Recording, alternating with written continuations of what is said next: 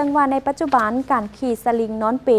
อยู่ที่น้ำตกตาดฟ้านแม่นได้รับความสนใจจากนักท่องเที่ยวเป็นจำนวนหลายซึ่งมีทั้งความน่าตื่นเต้นท้าทายถึงความสูงหลายพันเมตร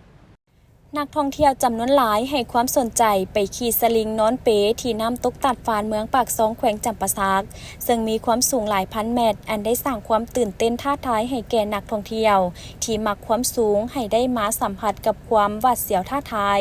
ถึงน้ำตกอันสูงสันแห่งนี้ซึ่งเป็นกิจกรรมหนึ่งที่แหล่งท่องเที่ยวได้สร้างขึ้นเพื่อดึงดูดและสร้างสีสันให้แก่การท่องเที่ยว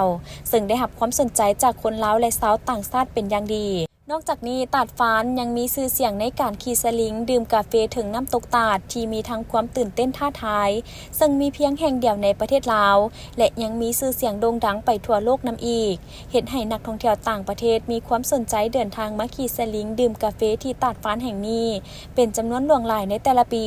บวกกับธรรมชาติอันสวยงามมีป่าไม้ที่เขียวสดงดงามเห็นให้น้ำตกตาดฟ้านกลายเป็นที่สนใจของนักท่องเที่ยวทั้งภายในและต่างประเทศต้องมาสัมผัสให้ได้ในครั้งหนึ่งในชีวิต